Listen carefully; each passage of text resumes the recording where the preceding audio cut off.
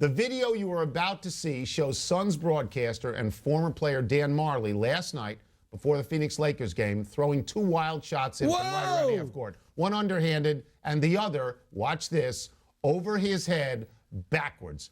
Dan Majerle is the guy in the suit. One dribble. And this is one clip. There is no trick photography here.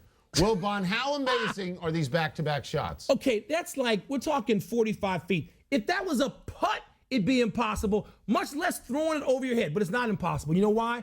Because people don't realize how good pro basketball players are. You and I have been in a million practices. I know, Tony, you've seen guys, we've seen the 10th men on NBA teams that weren't any good in practice. What do? They go out to half court, they go to spots on the floor, and they drain these things. They do it. If he could make these shots all the time, he'd still be in the league. No, because they're not paying you to make that shot. I remember Dan Majerle. The first time I saw him was in the Olympics in Seoul. We were in Seoul together. Right. John Thompson was coaching. Dan Majerle was the only white player on the team. And that was a big deal then because there were all these sort of overtones about race in that particular team.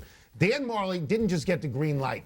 He got 12 green lights. He took the wildest shots I have ever seen in every game that he played. Yeah. And I sat there and I said to you, does he ever not shoot?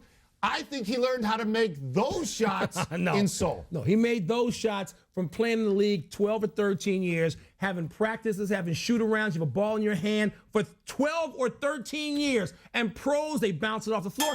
You know why I believe the commercial where they have some football player like Michael Vick throwing 100 yards? Because in basketball practices, guys do stuff like this all the time. Remember how pasty he looked in Cleveland? Good that he got back to Phoenix, don't you think? Tan Majerle. Let's take a break. When we come back,